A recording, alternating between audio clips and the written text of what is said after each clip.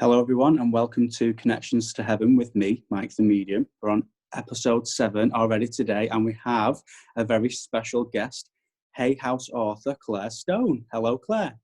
Hi, Mike. You all right? Yes, are you? Yeah, thank you so much for inviting me onto your amazing show. You are very welcome. I've been really excited about this, as we've just had a good laugh for about half an hour before this, trying to actually get it to work. But we got there in the end. So yes, I was really excited to have you on today's episode, and episode 7 too. I can't believe I've done 7 of them already. It's gone so quick. I only started this at the beginning of this crazy bloody lockdown thing, and then before you know it, on episode 7 already. So that's quite wild. So yeah, so we're gonna jump straight in and ask some really interesting questions. I thought that you'd be a really, really interesting guest on today's episode with everything that you do. And obviously I met you, it was through a reading, wasn't it? And I think you found me or something on Instagram. We got talking and whatnot, had a reading, and then we just got chatting after that. So I was like, yeah, she needs to come onto the show. So this is really exciting. So I'm going to jump right in with this. And I really want to ask for you, like, how did you first start to pick up on the angels? Because I know that you're another angel whisperer, aren't you? Yeah, so, well, even being a child, I always seen angels, spirit guides, and even spirit animals. And it was only as I got older, I started to realise that not everybody's seen what I could see. Wow. So, you know, when I'd be playing with my cousins and I'd be running off from invisible animals. And, you know, as we got older, they kind of started thinking like, what is she actually on about? And my grandparents, who I grew up with, they were really strict Christians. So they were really, didn't like what I could see at all. Yeah. So, yeah, that was really tough. Wow, that is cool. That sounds quite similar as well to like how I grew up in a sense. So I used to see spirit a lot, but I was actually quite frightened. I was always that little mad ass child that was like, oh, there's something under the bed and whatnot. I mean, my older brother would be like, stop being such a fan, you know, get very like straight to the point. But and it wasn't until I was about, God, well, to be fair, it was only recently that my mum said to me, oh, no, you was doing that much younger than that. Because I remember I had you in the bouncer and you'd be looking past me and stuff. So I was like, whoa, mad. So that's quite cool. I love that. So how do you actually see angels then? Well, as you will know, being a medium yourself, there's mental mediumship where you see something in your mind's eye, and then there's physical mediumship where you'll physically see something in front of you. So I can see angels in both ways. And sometimes, you know, people always say, what do angels look like? And I describe in the book how I see the angels as well. But we all see them in our own unique way. And that can simply be a flash of light in your peripheral vision. It could be receiving a white feather or a robin. So you don't have to physically see an angel right in front of you. And yeah, they will change the ways in which I am seeing them. Depends what mood they're in on the day. Yeah. It's kind of like spirit, that. It's kind of like spirit. They kind of like to either show up in feelings, or sometimes you'll see, I get that. Sometimes I get it with shadows, and then sometimes I get it with like a blurb of light, and like, spirit's here.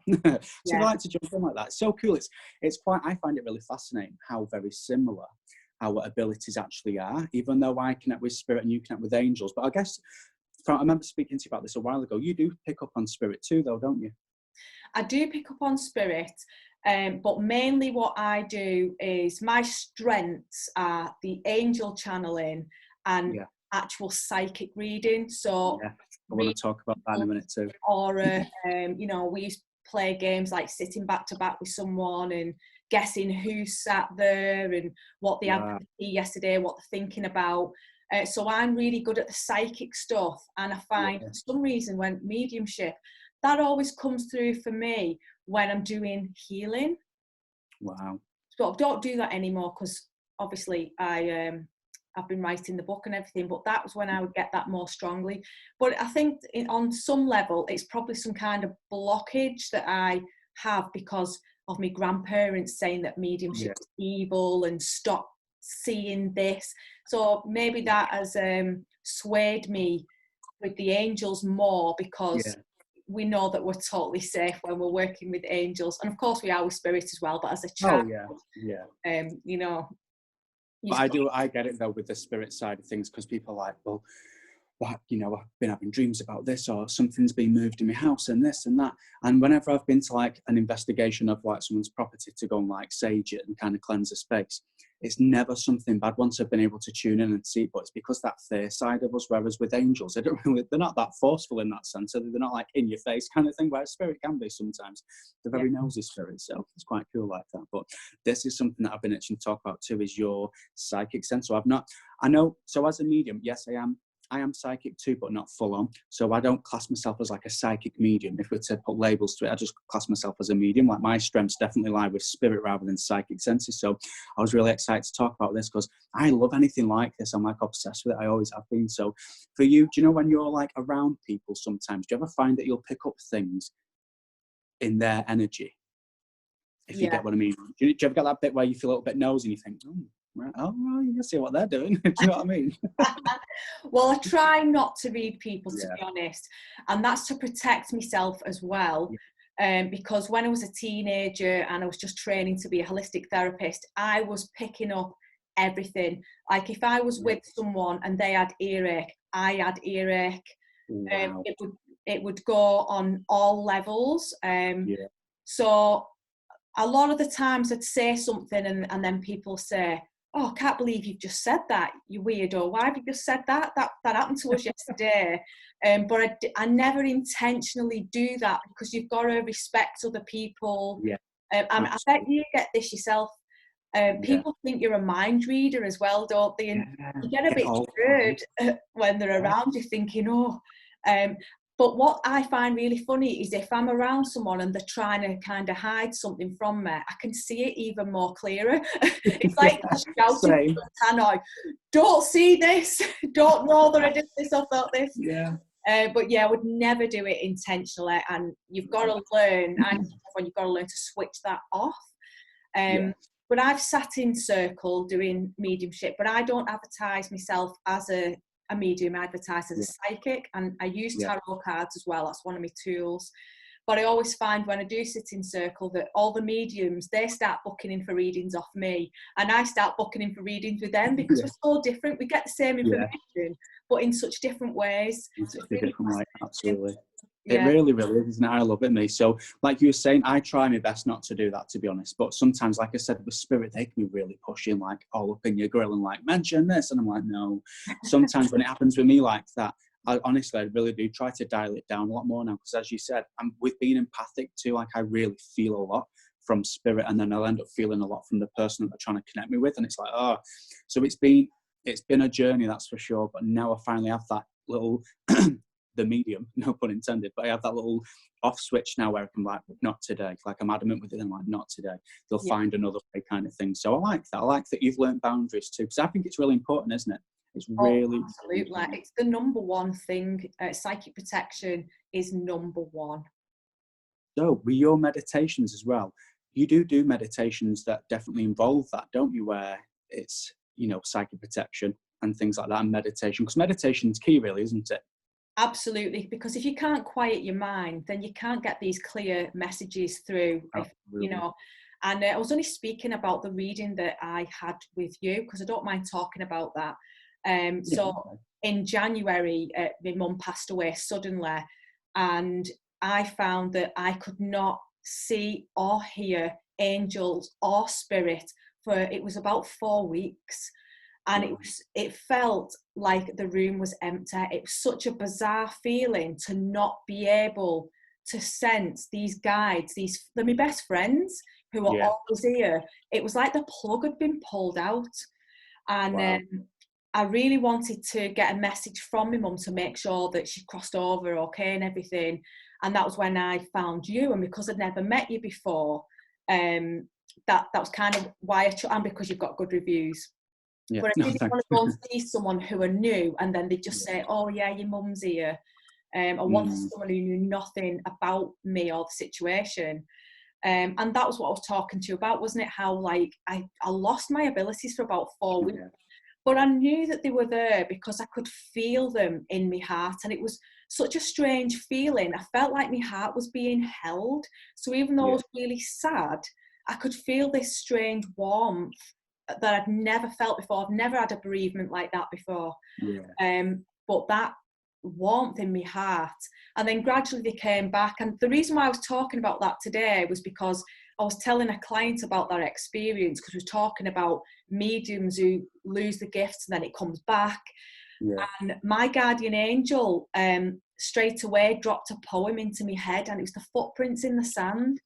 Wow. And straight away I just thought, oh wow, this is just like totally in a nutshell what happened, because I was in such shock. Yes, And absolutely. because my mind was so disturbed, I couldn't meditate, couldn't eat or sleep. So of course, how can I do any kind of psychic work? Because my mind's not in it. My mind was locked into grief. So what you said about the meditation, that is 100%. It is key for developing it. Absolutely.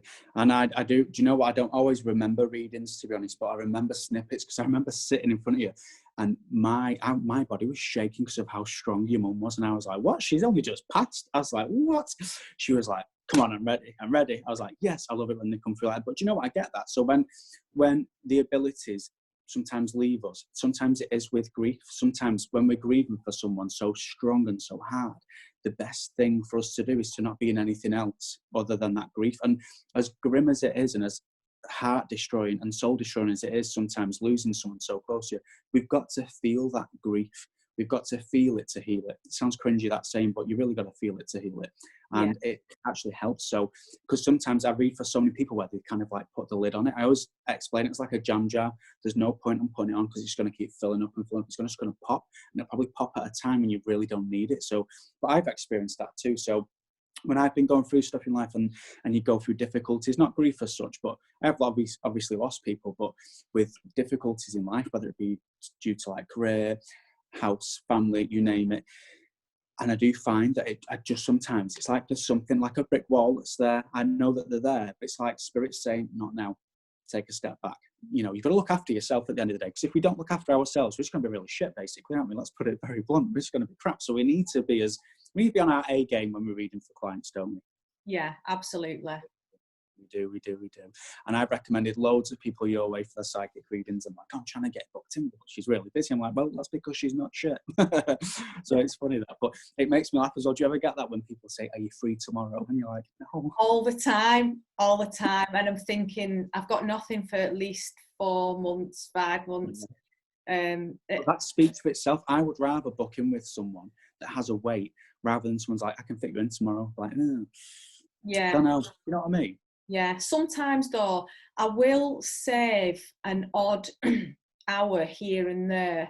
And if I know someone really, really needs some help, I will try and fit them in that week, because you know sometimes they really, really need that reading. And then a lot of times people want the reading just for general, or just for a bit of fun, really, isn't it? Yeah, I get that quite a lot. It makes me laugh when people come to see me for a reading. They're like, well, I've not really lost anyone, but I'm just open to see what's happening. I'm like, okay. I'm going to be bringing up your, like, you know, your deceased great grandparents here then, but they do still come through, so it's mad. But then they just kind of give guidance within the messages, because there's not like millions for them to talk about, because they've not lived with them as such, but they still definitely bring through messages of like, well, I know that they're doing this and they're going to continue to do that. So I love how similar our work is. It's quite cool. But psychic, that's something I get asked quite a lot, so I just pass them over to you. Like, go to Claire Stone, she can do your psychic reading, no problem. Only because I wouldn't want to be like, yep, I can do your psychic reading, because I know for a fact that spirit would end up be there, and they'll be telling me about how they passed, and they'll be telling me about the funeral and everything. So it's like, I like to just stick with what I feel best, which is what you're doing too, which is great. And it's good once you found your own little niche, isn't it? And you're like, this is for me, I'm going to do this. So that is amazing. Yeah. And as we mentioned at the very beginning of this, author, Hay House author. So would you like to tell us about your amazing book? So I'm really excited to talk about this as well. Wow. So the book is called The Female Archangels, Reclaim Your Power with the Lost Teachings of the Divine Feminine. And that symbol on the front, that is sacred geometry, and it's called the Venus Rose.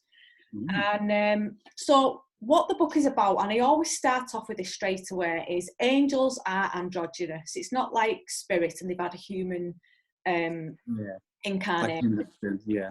Yeah. However, in the human body, we know the mystics and the yogis, they've been telling us for thousands of years that we are comprised of two polar opposite energies. And these energies, we can call them yin and yang, masculine and feminine, negative and positive. So, for lack of a better word, the female archangels, which actually the feminine word for archangel is archaea, not even archangel. Archangel is a masculine term. So I've called them the female archangels because they are the angels of the divine feminine. So we have angels that are of the divine masculine and angels of the divine feminine. And those two energies together, you know, if in the human body we can, through yoga and meditation, if we can unite those energies, that is how you achieve spiritual enlightenment. So it's a physiological thing, it's a psychic ascension thing. So I just want to put that out there, that when I say female archangels, I mean angels of divine feminine energy, goddess energy, which have been suppressed, by the way, through patriarchy, you know, the Catholic Church. They've suppressed the feminine, they've suppressed intuition. You know, if we were living 100 years ago, we'd be burned at the stakes for doing work like this. Because the feminine is to go within, it's about trusting your own intuition. But we've been brain trained to exist in a masculine way. A masculine way is about keep working, keep striving, keep achieving. It's never relaxing, resting, trusting. So we've been disempowered, and the female archangels are teaching us how to re-empower ourselves, to trust ourselves and to go within. Ah, I love that. Love that. Amazing, amazing, amazing. And so in the book, is like different parts on how you connect with angels and kind of like teaching others how to kind of, you know, get into it as well? Yeah, there's 11 archangels in the book, and there's loads of exercises, loads and loads. There's meditations, there's invocations. The female archangels are so practical. They understand that if we have issues such as we can't manifest our bills being paid, if we don't have abundance, and we don't have our peace or loving relationships, they know that it's unlikely we're going to attain these higher levels of enlightenment. So they help us with this really practical stuff. So we've got a solid foundation to create a happy, peaceful life, and then our energies naturally blossom. Wow, I love that. Love it. I'm all about stuff like this, because no matter who we are, do you ever find that sometimes people just kind of maybe have a bit of a perception of us of like, oh, their life's perfect because of the work that they do? Do you ever get that? I get that quite a lot, like, oh, but your life's amazing. I'm like, no, it's very normal, you know. And there's times where anxiety might slip into it sometimes, but I've really tried my very best with meditation, and I've got into the full swing of it now, so I can do it at a drop of a hat. I never used to be able to. I'd jump into it like, right, so Mackie's for tea tomorrow. I just get lost, you know, not doing a shout out to McDonald's, right? But you know, I get lost, really, really lost. But now I can get straight into it, meet the guides. I'm like there, and I know that with the teachings that you do, there's loads that you do, and this is why I feel like you're such a fascinating guest to be on here today, because there's also Angel Mystery School that you have too, isn't there? Yeah. Angel Mystery School is, like it says on the tin, it's a school that teaches how to communicate with angels, and I also have an angel membership, which is 13-month long membership, where people will come and they'll learn in depth, one angel a month. We do live sessions, we do rituals all around the solstices. It's really amazing. We're doing some really awesome stuff. Wow, that is amazing. Do you also do like so what mediums would do, I suppose, would be like open circle, isn't it? I know we mentioned that before, but do you kind of do that but for like psychics as well? A psychic circle. Well, that's a good word, actually. That isn't one of the main things that I teach. I have taught it. I actually host a lot of retreats. So when I'm doing retreats, we'll do loads of fun stuff. So we'll do all rituals and things throughout the day, meditations, visit stone circles and PowerPoints.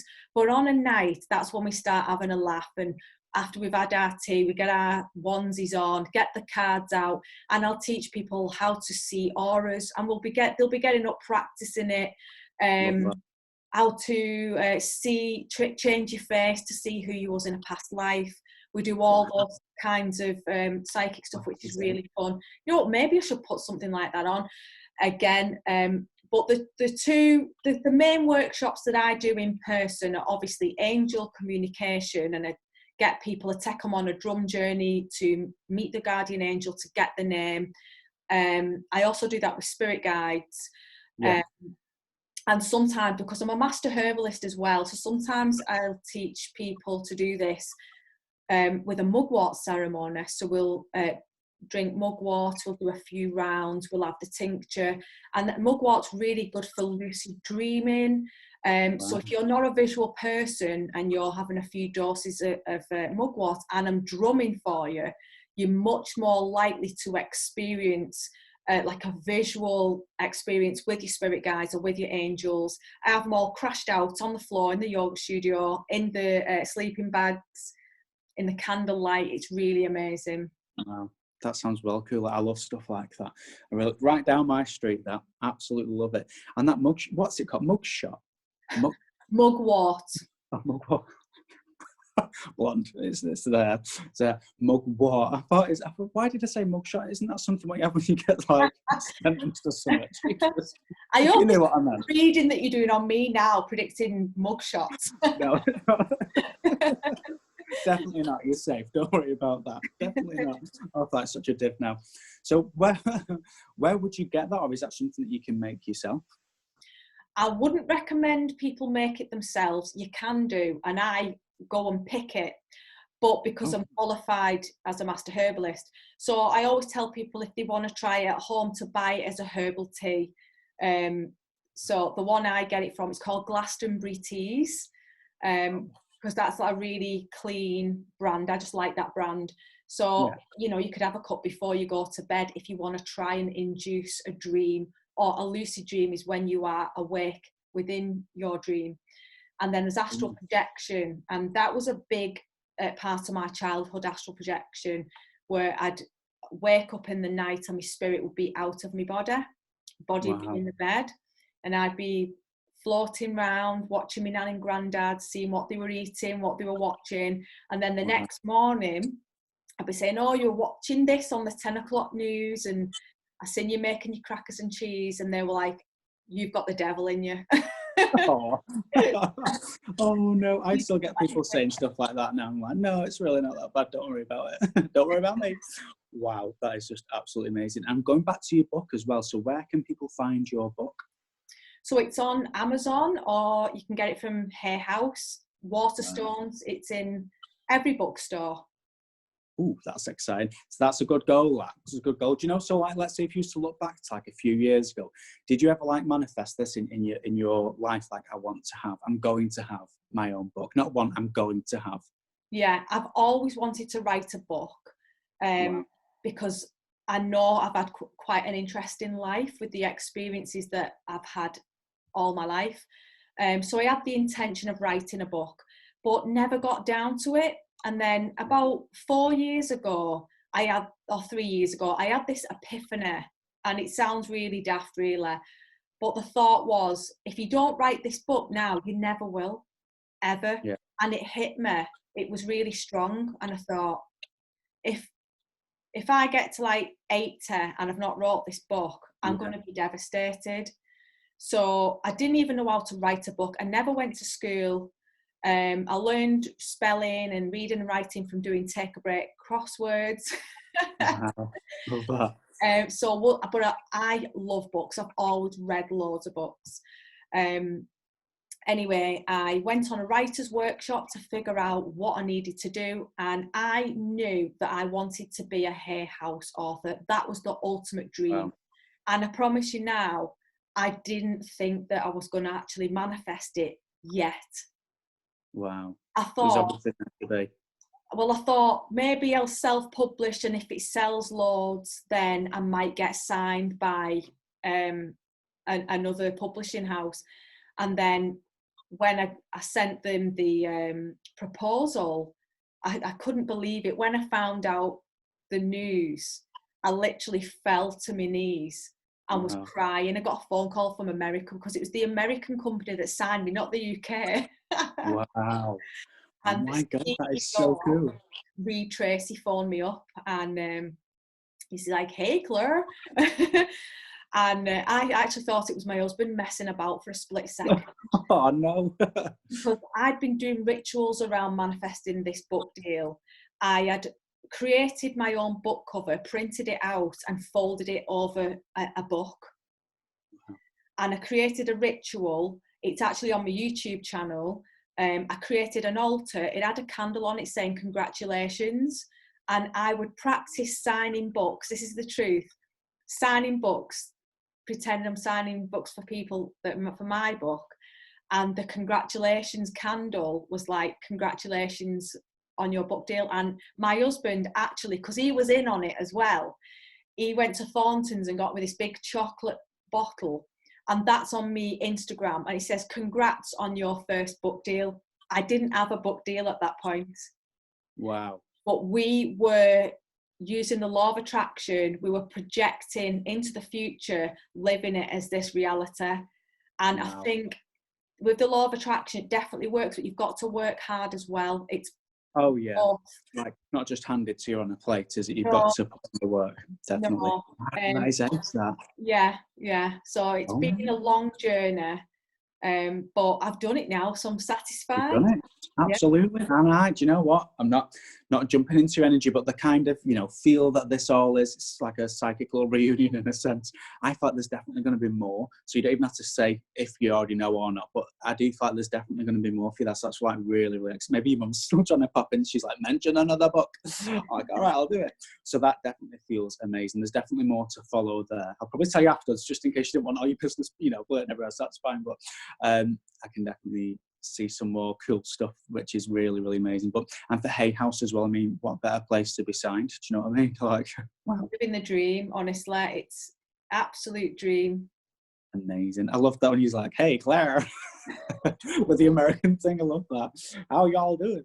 So that is amazing. So do you reckon, like, if this lockdown didn't happen and all this virus stuff and whatnot, do you think that they would have had to, like, go over there to America to kind of do bits there? I know that everything works over the internet anyway now, doesn't it, with like Skype or Zoom or whatnot. So well, the Hay House UK are looking after me, obviously, because we've had a lot of meetings. I'm in London a lot, obviously not on lockdown, but a lot of meetings. And so like yesterday I was supposed to be speaking at the big MBS Mind Body Spirit Festival at London Olympia. It still went ahead on Zoom. We did it on Zoom. So that was awesome. And I am speaking, there's a Hay House event in November. I'm speaking at that, Regent's Park in London. So I think it's just a case of doing a few events in the UK. And then if people like me, who knows? There you go. You'll be in America soon. The Big Apple. Love that. That is amazing. So also, like with you mentioning John's your husband, isn't he? And you do have 2 children also. Yeah. So do you see, I have 2 kids as well. So sometimes I always say, oh, it's definitely my son that he's going to have the same ability. But then there's certain things that my daughter has shown. I'm like, well, she might have it too. I don't know. So do you ever feel like your children will have those psychic senses too? My oldest, when she was younger, she used to be so tuned in. So I remember one day I was taking her to a swimming lesson. And back then, you'd pay it in blocks. Yeah. And they would send you a letter addressed to the child when the next block was due.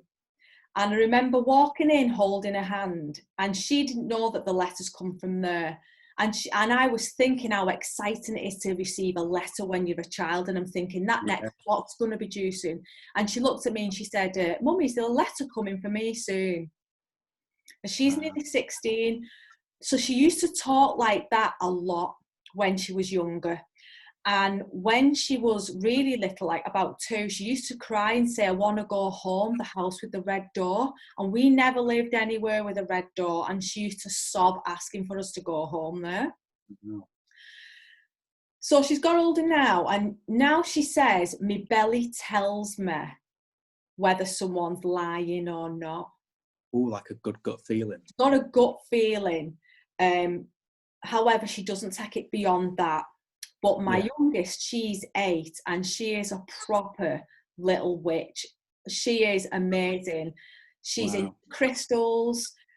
Took her for a walk today. She went straight over to a tree, hands on, speaking to the spirit of the tree. Now, she's always done that.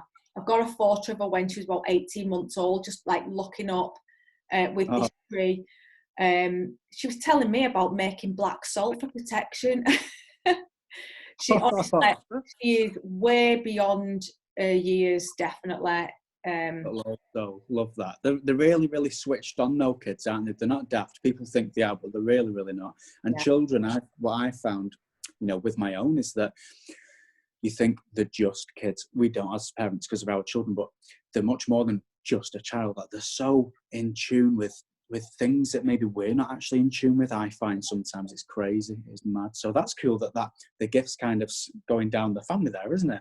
Actually, you've just reminded me of something. So I'd been visiting a relative in hospital a few years ago, and I had both kids with me, and we just left the hospital. I'm rummaging around in my purse trying to find the parking ticket. It's like over the car park, it's chocker. You're like holding all the hands and everything, and it's a bit frantic. And we got in the car, and my eldest says to the little one, why are you putting a seatbelt on? No one. And the youngest says, I'm putting it on Holly. Now, I hadn't noticed because I was in a bit of a, what's the word? A bit of a rush, bit of a pickle. Yeah. Trying to find the parking ticket, getting the money, making sure we don't get run over. Like you do. We didn't notice that this little girl who'd passed at the hospital, she'd actually come with us. So I thought, we're in the car now. So straight away called in the Angels, and they brought in her grandma with her. And they dealt with it. They took her, a bit lost, took her on away. Oh my God, that is so good. But I hadn't noticed her. It was only when she put the seatbelt on, she said, no, it's Holly. It's like, oh, yeah, we have picked someone up with us. Oh my God, imagine that. So you're a little bit dubious now when you're going places with like, leave everyone where they're meant to be today. I love that. That is so cool. Bringing the spirit home with us. Yeah, do you know like you do? I don't do that. This is something that I always get asked, oh, so I bet your house is haunted. It's actually really not. My house is like a zen den. I love this house so much. It's like, just feels like home. But there's sometimes I do pick up on the gentleman that lived here, what must have been yonks ago. Because I see, even my wife, like she's not closed off to it, but she's not like into it as I am. She kind of leaves it to me in a sense. I'm like, that's cool.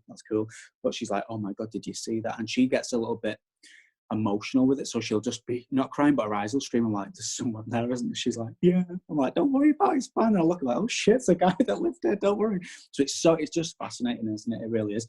So do you know when you first met your husband, did you tell him like straight away, like, by the way, I know what you had for your dinner last night? Well, we've been together for 19 years. Oh wow. And I was into everything that I'm into today, I was into then.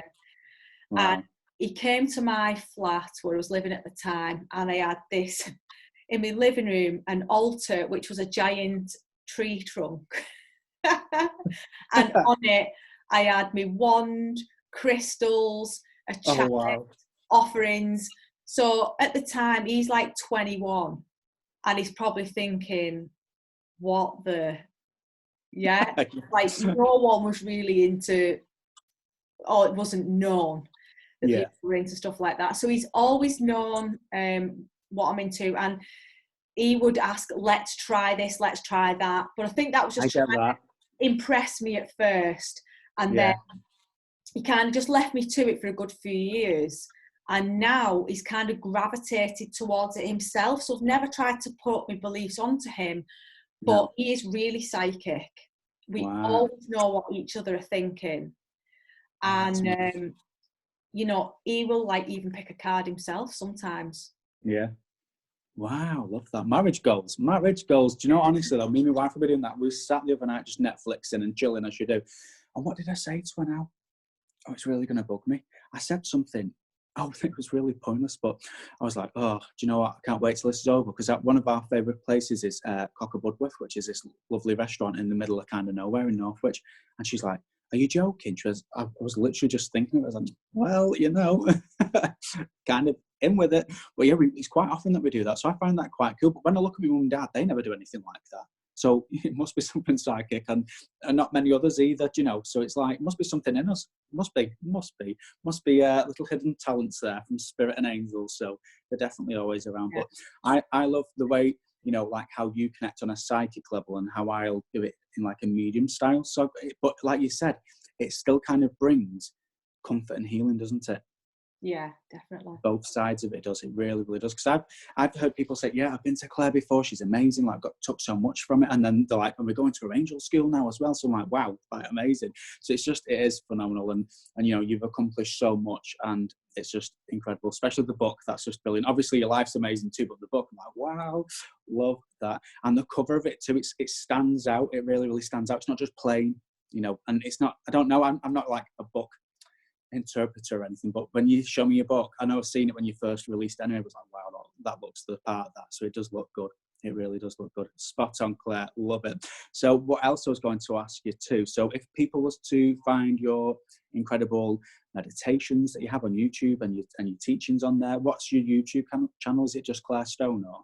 Yeah, it's just Claire Stone, and if you type my name into Google, you'll find my website, and I have a monthly newsletter. You can sign up to that. You get a free meditation. Yeah. Amazing. So on Facebook, what would your Facebook page be as well? It's Claire Stone, Ancient Wisdom, Modern Woman. Like it. Got a good ring to it. And on Instagram, where can we find you on Instagram? Claire Stone 444. Absolutely. So do you know when I was waffling on to you after you reading that, Simon, I kept sending you pictures.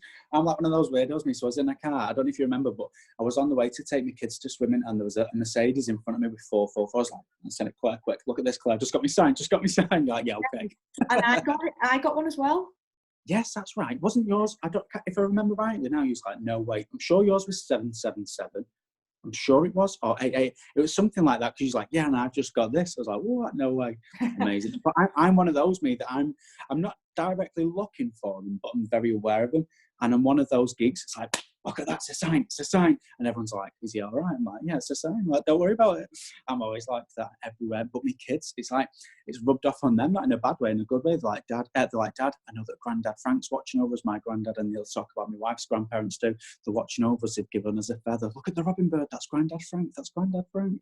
It's amazing to, you know, to not bring them up in a way like, go and sit in your room, go and do this, go and, you know, they're being little free spirits, and that's, you know, it's amazing. Clearly your children are too. So love that it's running through the family as well. So that is amazing. So you can find Claire on Facebook, Instagram, a website, everything, as she's just said. But I'll tag that into the description too. So is there any final words you would like to say, Claire, before we come to an end? Well, I think I'll open my book on a random page and see if there's message, a collective message for us all.